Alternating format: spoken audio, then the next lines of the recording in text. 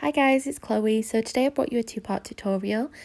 This is a glam and a creative look, so stay to the end for the creative side.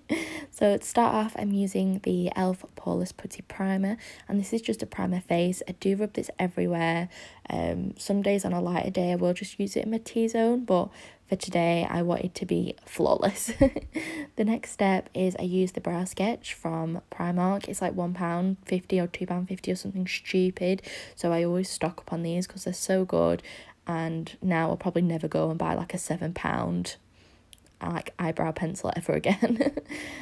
So to start off, I usually just do the underneath and the top, sort of sketching it out really lightly, mainly focusing on the end, and then taking like brush like strokes. I do little strokes all the way through my brow evenly, not trying to go too dark because we've all been there before and ended up with slug brows. So after I've done this, I actually start to carve out the brows very lightly, just because I like them to be quite clean. I use a Rumour Plouise base, and I just warm it up on my hand and take a very flat brush, which sometimes I do pinch just to make sure it is definitely flat. And then I go in with sort of really small strokes going underneath my brow. Now, I do this in little small swipes, as you can see, just so I've got the most control about where I'm placing that product, because I don't want to rub out the brow that I've just drawn on by covering it up with like Plouise base. And whatever is left on the brush, I use that to clean up the top so I don't ever dip in again, because I don't want really sort of harsh brows. And if it is too harsh, I will just go with my finger and just dab at any harsh lines. And as you can see, that's done, and I do that on the other eye before moving on to priming my full eyelid with Plouise base, again same shade Rumour 2. And then I do use a dry sponge for this step, just because I find it gives sort of extra coverage. There's never any patchiness with the Plouise base, and I've just got more control rather than doing it with like a flat brush. Now, moving on to eyeshadow.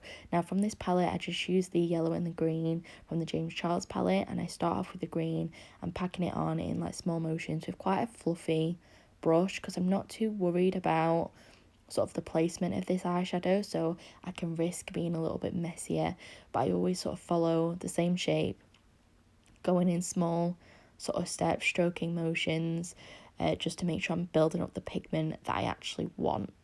So I go and repeat this process on the other eye, just blending it out as much as possible, and I do this until I'm happy with the shape.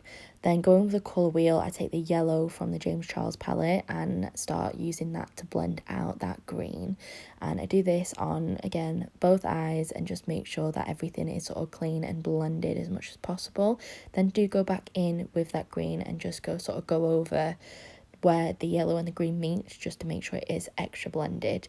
Here is that sort of blend, and you can only see a hint of yellow, which is exactly what I wanted.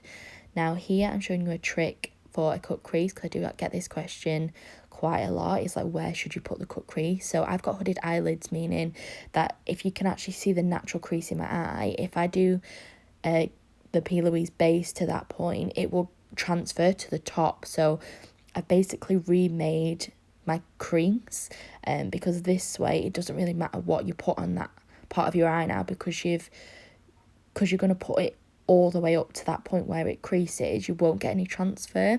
So once I've got that basic guide on there, I do just sort of clean up any little bits I'm not happy with, and because I'm only doing a half cut crease today, I do start to clean off my brush on just a cotton round and dab at the edges, so when I put shadow on it later, the shadow doesn't get darkened by the wet base. So going in with the Zulu palette by Juvia's Place and going in with the green and taking a sort of concealer brush that has got a little bit of leftover concealer on it, I actually dip straight into that shadow, because I find it gives you a really crisp brush to work with, so it's just perfect for getting really close to that sort of baseline. Next, going in with the Magic palette by Juvia's Place as well, I am taking the gold that is in the top sort of left hand corner and layering that in mainly the middle of that cut crease, and I do go back in with the green and the gold and layer it until it's like happy and blended, because I just like that seamless sort of transition. And then I do go back in here with the green from the James Charles palette and just pack that back on the corner. And I decided at this point that I kind of wanted to wing out the shadow, because this is usually one of my favourite looks, but I didn't know if I was going to sort of go that way. But here you can see I decided to wing it out. Now, next step is liner. So I use the NYX Matte Liquid Liner, and it's a liner that I will never ever stop using, and no one can change my mind about that because it is so black and so matte. It just works really, really well. The vinyl one is really good too, but I don't usually like shiny sort of eyeliner. As you can see, I sort of go straight in with the wing, and I do this actually with my eyes open because I've got hooded eyes. I need to sort of see where the liner is going to sit. I know there is lots of tricks for eyeliner with hooded eyes, but I can never do it and it just wouldn't suit me. So this is how I do my liner, and it's a lot of back and forth, small strokes, especially on the actual lid, because this is where I find that I mess up rather than messing up at the wing. So it's a bit hard to explain, but I hope that's good enough.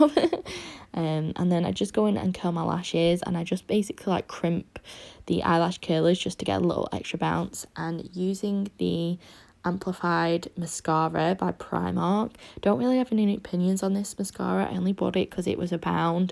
I don't really get that excited over mascaras unless it's like the L'Oreal Lash Paradise, and I really like that one. But any others, it's a bit like, it'll do, it's kind of whatever. So I did the other eye mainly off camera, but I did just film this little sort of trick again for you guys, just because I get a lot of questions about it, and if I can help you guys, then that's like a bonus for me. And I just use stamping motions, as you can see.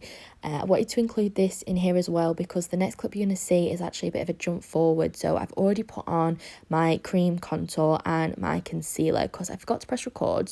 So here I am annoyed at myself, and I use the Sosu cream contour stick in warm and the CoverFX Power Play concealer in N Fair 2, and I put this around the perimeter of my face and I conceal just to brighten my face again. Like, I don't use it as like a actual concealer, and because this concealer is so sort of light, it does really good at highlighting the skin. And this was when my dad came in to talk to me about Red Dead Redemption, which we both sort of like addicted to, and he was asking me if I was playing. So back to blending.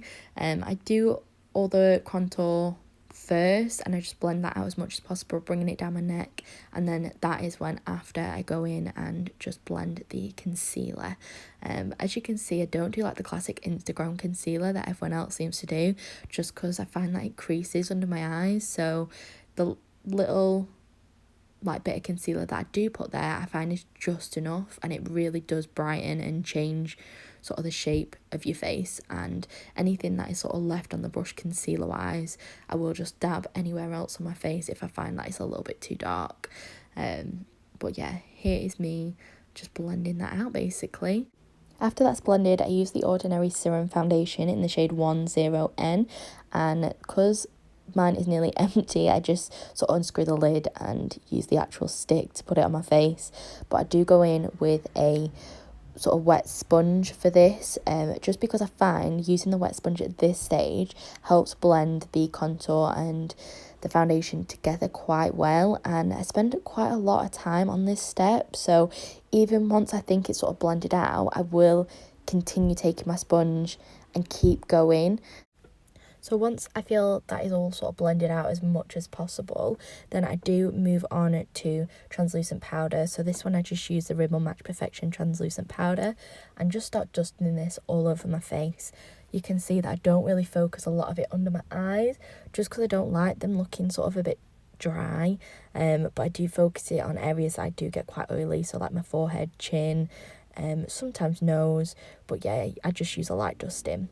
Now for bronzer, I use the BHCosmetics Brilliance bronzer in the shade Golden Gal, and this is like one of my all-time favourite bronzers. It has just like enough shimmer in it that's really nice. Next, taking the Naked Rose blush from Illamasqua. My friend actually sent this down to me and I'm kind of obsessed with it, so do take this on both cheeks, on my nose and on my forehead. Don't ask me why, I just feel like it makes the look more cohesive, and I just think it kind of looks quite cute. So I do this before moving on to highlighter. So I use the Doll Beauty Like a Diamond highlighter. I even had to swatch it because it is that pretty. It's a highlighter that I've recently been obsessed with ever since I got it, and I use it probably, I'd say, nearly every other look, or nearly every look altogether really. And I do take this on sort of the cheekbones, curve it around the brow, as well as the upper lip and the nose and the inner corner of the eye. Now I do use the Jeffree Star green highlighter just to sort of go over the top, just to add a little bit of a green tint, because this is a green with envy look. I wouldn't usually do this step because I don't think you need this much highlighter, but it's still really pretty. I'm taking my old sort of foundation brush and translucent powder just to tone any of that down and to blend it in as much as possible. And I do just sort of dust those colours that I put on top of my eye underneath, just the matte colours from the James Charles palette. And I do take a fluffy brush after this and really buff that out, and you'll be able to see why at the end of the video. So I do a lower lash mascara before moving on to the Kiko lip liner in 532, and I do overline my lips because, like I said, they're barely there, and I just try and sort of follow the natural shape of my lip line. So I find that the colour of my lip ends before like the actual lip of my lip does, so I just sort of draw over that so it looks semi naturalish. And then I do the bottom overlining as well. Now going into the Doll Beauty Fomo lip stick, it's just a really light colour and I think it's beautiful, and I just stick this all over and then take in sort of a fluffy lip brush and blending out that lipstick and that liner together, just so it's quite sort of soft. But we're going to go over with a gloss anyway. So my favourite glosses of all time are the HnBcosmetics gloss in the shade I'm Good. So just sort of apply a generous amount over this because there's nothing more that I love than really glossy lips. And this is the finished look. Now I will show you a picture of the end result in natural lighting, but if you want to see the next sort of creative side of the makeup, keep on watching. Now moving on to the more creative side of things, I don't really know what this look is, I've just really wanted to do it. So I start off with the green from the James Charles palette and start dragging it down my eyes as if it's sort of like a tear, and I do this really sporadically, and this is only as a guide, so this isn't going to be like the actual look of just eyeshadow. We do go into adding face paint in a second. So this is my face palette. It's what I use to mix colours on because I only have these face paint colours, so any other colour I need to mix it myself, and they are water activated luckily, so I mix the blue and the yellow to make a green that I'm happy with. So once I put a towel on, I just start dripping the green down my face, usually pressing on the brush quite hard to get that drip, and being careful not to get it in your eye as much as possible. So I do this on both sides, going back and forth. This includes adding a lot of water to get this drip. That's why I did put the towel down, because you can see later it does sort of start going down my face, and I wanted it coming out of the nose as well, but I ended up getting it in my mouth, so that was me tidying that up. And once I'm happy with that, I actually went in with a little bit more and then onto a yellow, because I wanted to tie in the gold with the drips as well, and the best thing I could do was a yellow. And I just take this again, I do try to get the drips sort of separate, but they do mix together at some points, but it kind of made like a really pretty colour, like a mixture, so I kind of just left it as it is and just added a little bit on the nose as well. I actually ended up getting it in my eye at this point, so please be careful when using paints. And then I did have to just sort of wait for it to dry a little bit because it was really sort of fresh paint and it had a lot of water. I ended up taking my jacket off as well because it was so hot to sit in like a full jacket. Next I took these little green stars, don't really know where they're from, I just have them, and using eyelash glue to stick them on my face in sort of like really sporadic points. I did this because I thought it would be quite pretty and like mixed with like the drops like crying and then the diamonds and then like the little green. This is what I imagine like a glam Envy would look like if it was like a person, so this is why I added it. and it took me ages to do this because I kept forgetting where I'd put like the little sort of spots of glue, so I had to sort of guess and hope for the best. And I just cleaned up the little bit of paint that had sort of dripped down my neck before putting my jacket back on, and this was the final green with envy look, and I really hope you like it. Please let me know what you think, and if anyone recreates it, please tag me because I love seeing you guys' recreations. And this was it in natural lighting. So thanks for watching, guys. Bye.